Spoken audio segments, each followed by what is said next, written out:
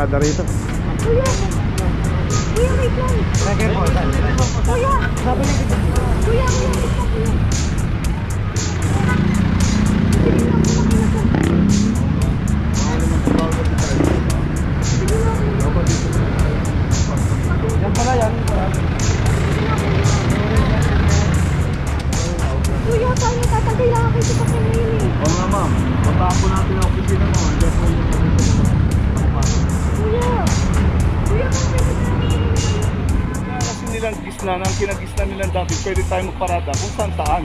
Okay. Ayan ang ating team leader, Sir Mendoza. Thank you po. Sir, mabuhay ka. Mabuhay ka rin, God bless. Iyo. Salamat.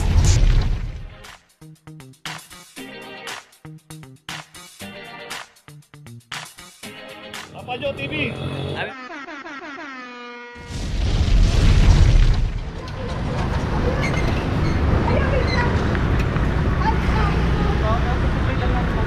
Kuya! Balik na ako. Location natin Jitwason corner D, Santiago Street. 24/7. Nakaklap na po yan ma'am. Kuya, baka naman.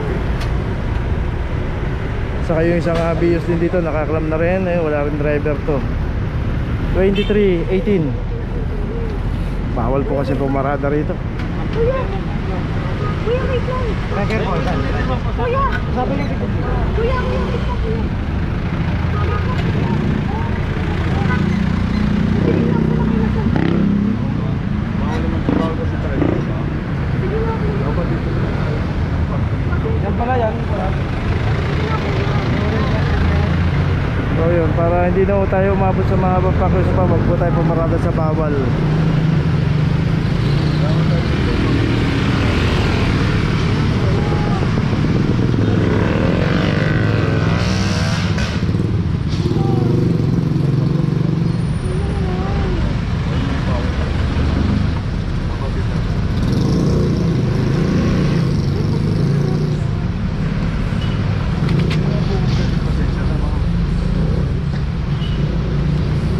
MG pala to. Ayun ma'am, makapupuntahan natin natin. Hindi na pwede, kuya. Sa Bios may notice na. Contact kami naman out. Kuya, paano tatagay lang ako sa pakin ngayon eh? Oo nga ma'am, patapo natin ang opisina mo. Diyan po yung nakapasok. Kuya! Kuya, bakit? Ulitin po natin pagka asa mabuhay din po tayo, wag po tayo mag-iwan ng sasakyan.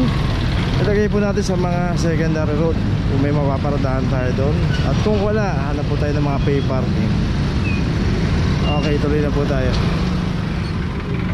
Location natin Loyola Street, corner Paredes Street. At dito naman isang expander. Ayan, no parking, clamping zone, mabuhay lane. Yung Paredes Street po na yan, yung pagkaliwa po dyan, pay parking po yan. May parking attendant po na naka-assign dyan.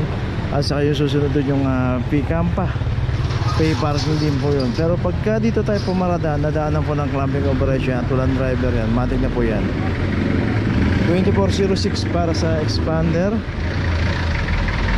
At saka yung isang Montero din dito, ito naklam na rin ito na walang driver. 2440 para sa Montero.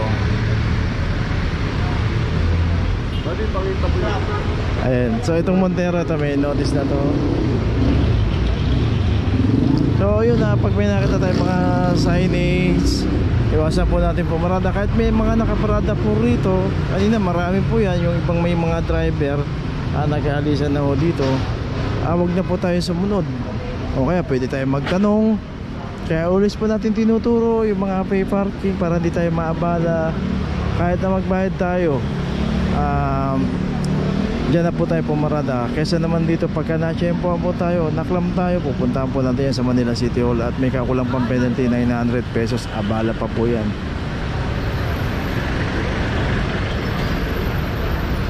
Kasama po sa dinadaanan ng clamping operation to ng Team Mendoza.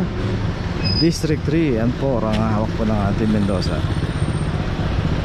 Okay, ito may notice na rin ng expander. So dalawang sasakyan po yung naklam dito. Tuloy na tayo. Location natin Hidalgo Street, corner CP de Guzman. Dito na may isang Toyota Vios. At dito yung Toyota Vios, sinabutan to, walang driver, claim number 2327. Palabas na po ng Quezon Boulevard yung diretso niyan. At ngayon kung paparada po tayo, labas po tayo ng Quezon Boulevard, kanan tayo doon, may mga pay parking po. Dito sa kahaba ng Hidalgo, kasama po sa dinadaanan ng clamping operation to. Dito pag may nakita naka-obstruct, walang driver, matik na po yan.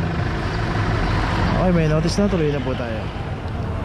Location natin, Arligue Street, corner Duque Alba. Dito naman isang Ford EcoSport ang naklamp dito. Ganun din po, wala pong driver yung Ford EcoSport, kaya naklamp. Number 2342. Dito random naman po yung operation. Pagka wala pong driver, matik na po yan. Kaya marami naman pong paparadahan dito. Doon na lang tayo pumarata sa mga secondary road o kaya pay parking. May notice na itong EcoSport. Tuloy na tayo. Location natin din na Puente Street, corner Honrades. At dito naman Toyota Hiace naman ang naklam dito. 2438 para sa Toyota Hiace na walang driver.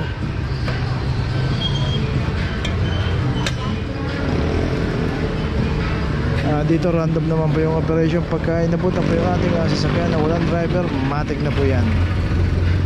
Tutubusin na po natin yan sa Manila City Hall at may kakulang penalty 900 pesos.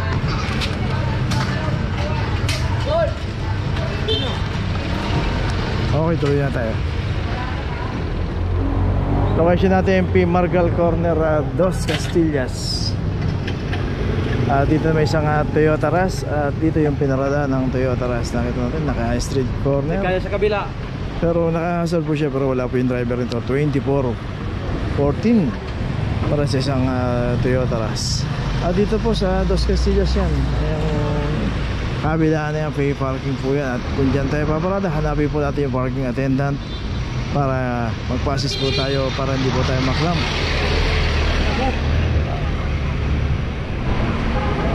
Dito, yung isang sasakyan naman dito, ito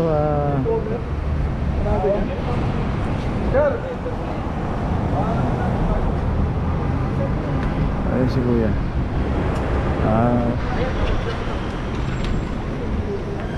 So always pumarada po tayo ng tama. Huwag po tayo pumarada ng street corner, lalo dito sa haba ng Margal, mabuhay rin po ito. Okay, tuloy na po tayo. Location natin sa Santander Street, corner Dapitan. Dito yung isang Vios, naka street corner dito. At dito rin yung isang yung PA na naka-assign dito at kinausap na rin ng clamping team. Wag magpapaparada ng street corner. Actually wala pong ticket to. Kumpara po dito sa mga nakaparada rito. Ayan, may ticket. So pagka paparada tayo always sa mga pay parking, huwag po tayo mag-park ng street corner at double parking. Magpa-assist po tayo sa parking attendant ko saan pwedeng pumarada. Ayun po yung parking attendant niya, no? So alam na po niya yan at ilang beses po silang kinakausap dyan. Kaya ito, hindi nila tinitikitan yan. Dahil basta tinikita nila yan, sila na ho mag-uusap ng may-ari ng sasakyan niya. Kaya minsan nag-aabuno rin po yung PA dyan. Kaya ito, pumarada nang hindi nagtatanong sa parking attendant. Ito merong iklam na rin 2442 at may notice na, tuloy na tayo. Okay, nandito na ngayon tayo sa opisina ng clamping sa impounding dito sa Central. Dito na po nagtatapos ang ating vlog. Maraming salamat po sa mga subscriber, sa mga viewers, sa mga napadaan po sa ating channel. Maraming salamat po sa mga suporta nyo. Sa mga hindi pa po nakakapag-subscribe, subscribe na po tayo mga kabayan. Maraming salamat po. Mabuhay!